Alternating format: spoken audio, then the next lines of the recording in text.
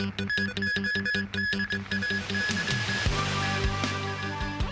government's new electronic tolling system, the Kong ETO, begins operation. From tomorrow, some expired home return permits can be used again. Leaders of Japan and South Korea meet in Seoul.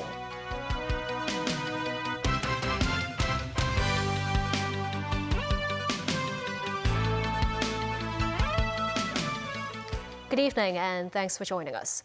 The government's new electronic free-flow tolling system, the Hong Kong ETO service, began operation today at the Changsha control area. While the Transport Department said the operations largely went well, 1 in every 6 vehicles passing through the area did not use the ETO system's vehicle tags this morning. After a 2-month delay, the Hong Kong ETO system is officially launched at the Changsha control area this morning. No more stop and pay at these manual toll booths for motorists crossing the Eagle's Nest, Sha Tin Heights and Tai Wai tunnels. And no more lane switching for private cars to be tolled via the privately run auto toll services. Still, it takes some getting used to for some drivers. Adjustment time needed too for the new traffic lane setup, with a new bus lane on the left. The Transport Department said more signs will be put up for clearer directions.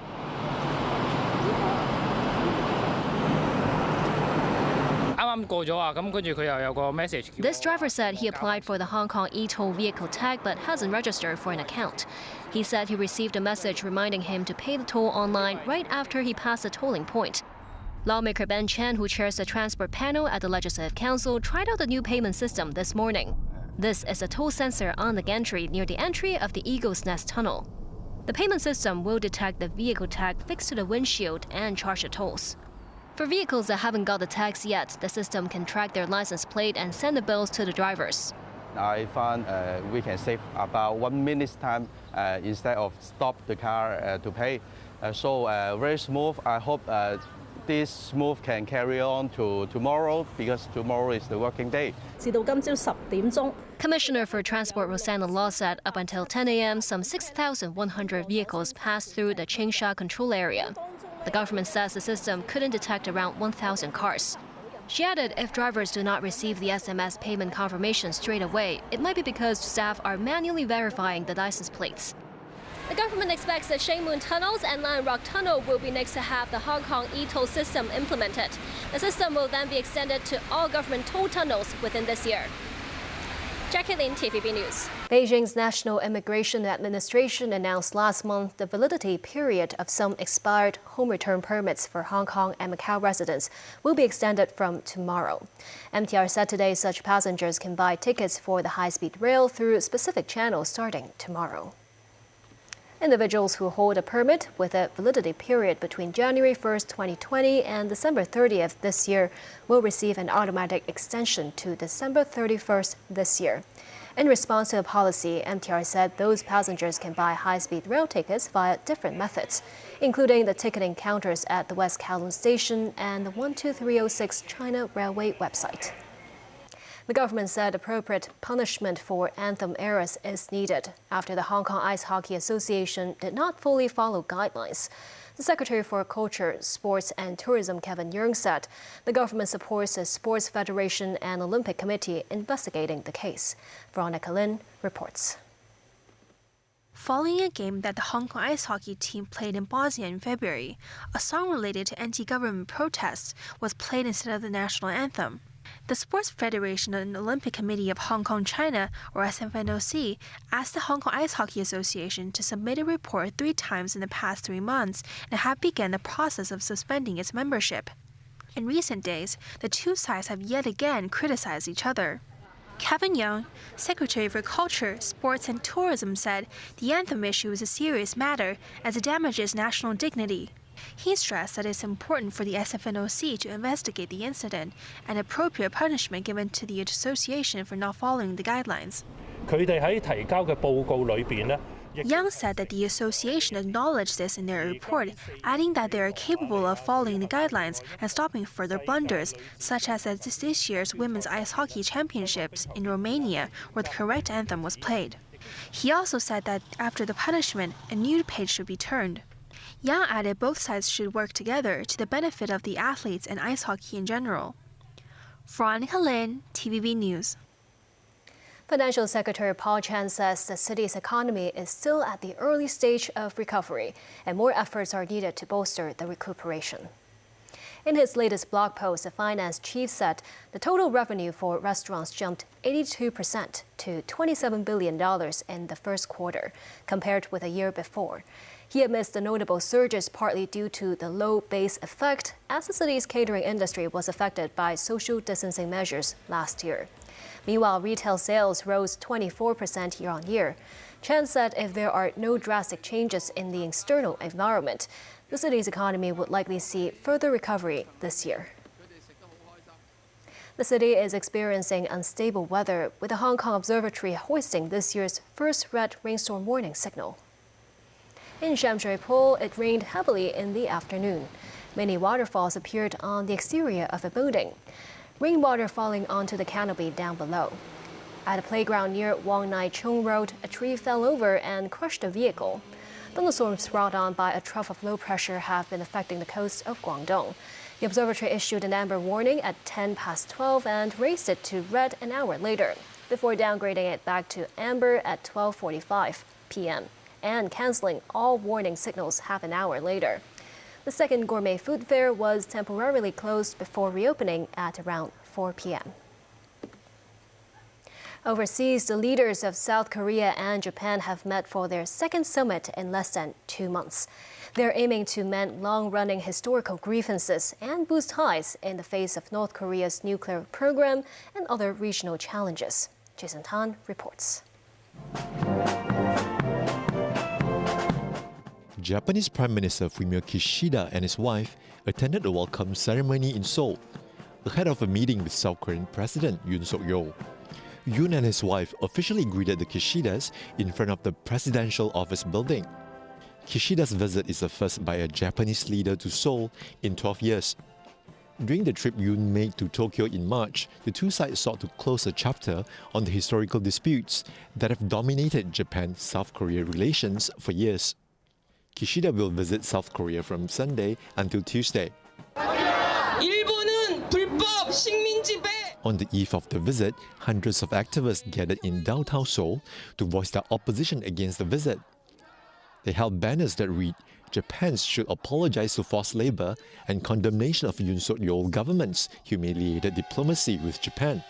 They are protesting because they believe the country's foreign policy has been tilting towards Japan and the US.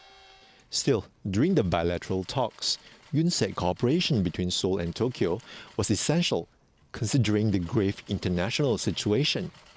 Yoon has previously given 3 reasons for greater cooperation with Japan: North Korea's advancing nuclear program, intensifying US-China rivalries, and global supply chain problems. Kishida said he wished to discuss advancing bilateral relations between the two nations. Jason Han, TVB News. Fighting could be heard in South Khartoum on Sunday, as envoys from Sudan's warring parties were in Saudi Arabia for talks. The U.S.-Saudi initiative is the first serious attempt to end fighting between the army and the paramilitary rapid support forces. The conflict has turned parts of the Sudanese capital, Khartoum, into war zones.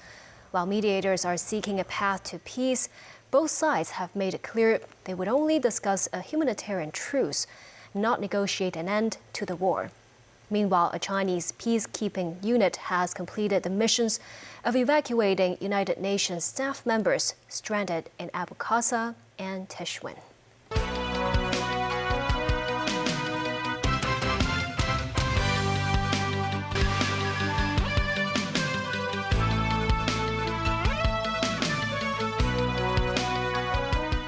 Welcome back. The government earlier announced a major revamp of district councils.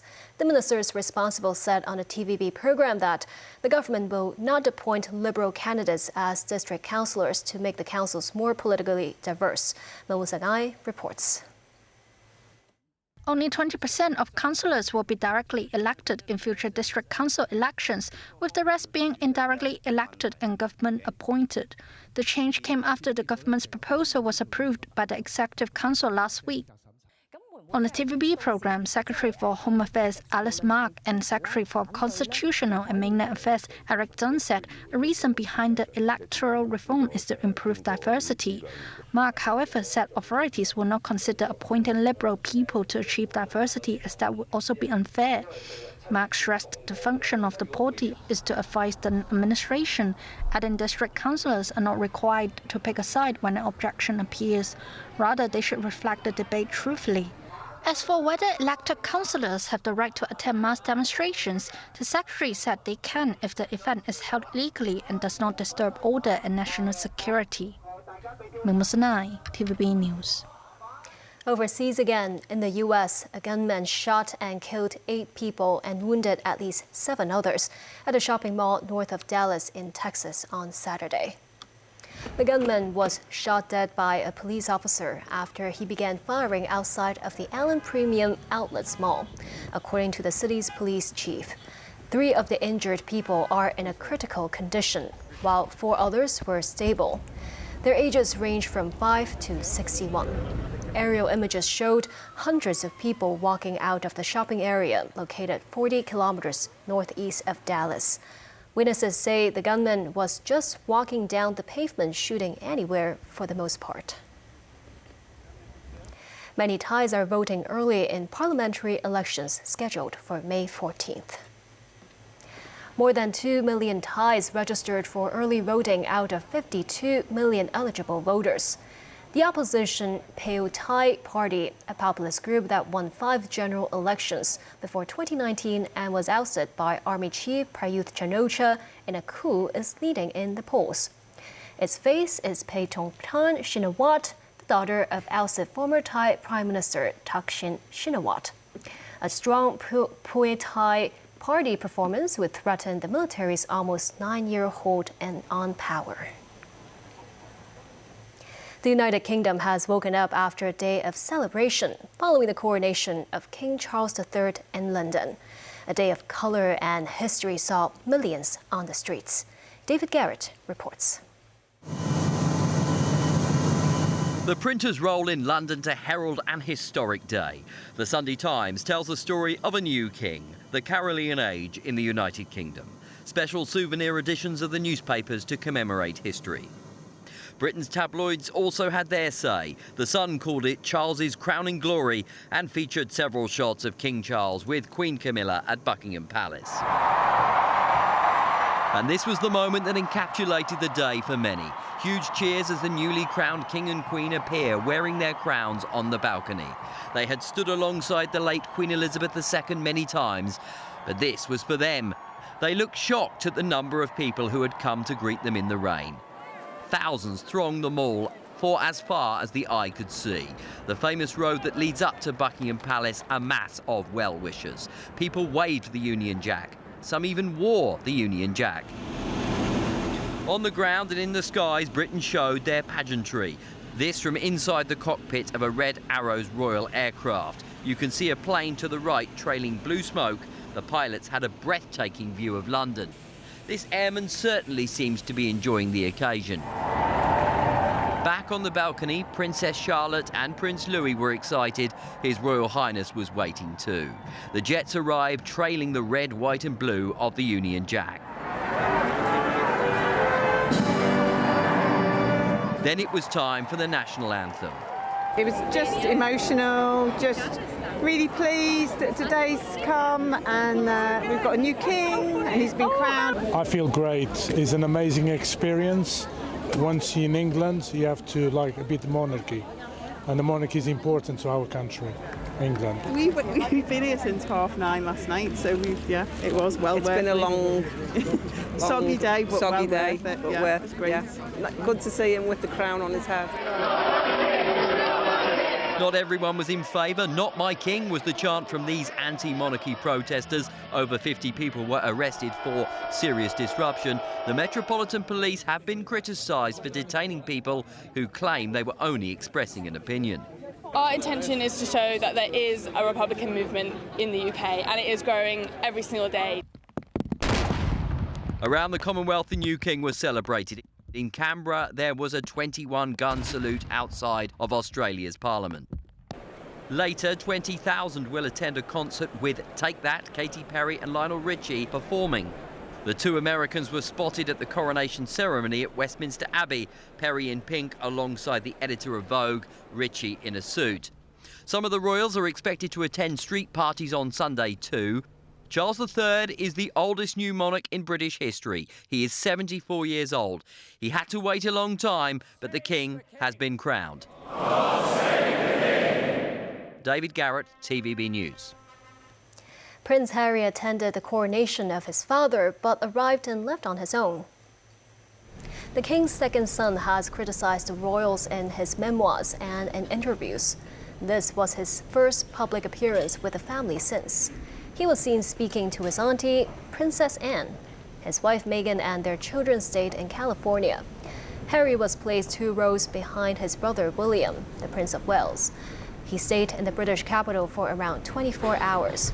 He headed back to America on Saturday night to be with his son Archie on his birthday. China's Tianzhou 6 cargo spacecraft is expected to be launched in the next few days. This morning, the combination of the cargo spacecraft and Long March 7Y7 carrier rocket reached the Wenchang spacecraft launch site in Hainan province. The China Academy of Space Technology said the cargo spacecraft will receive checks and re-examinations on its power supply and equipment. And that's the news. Thank you for watching.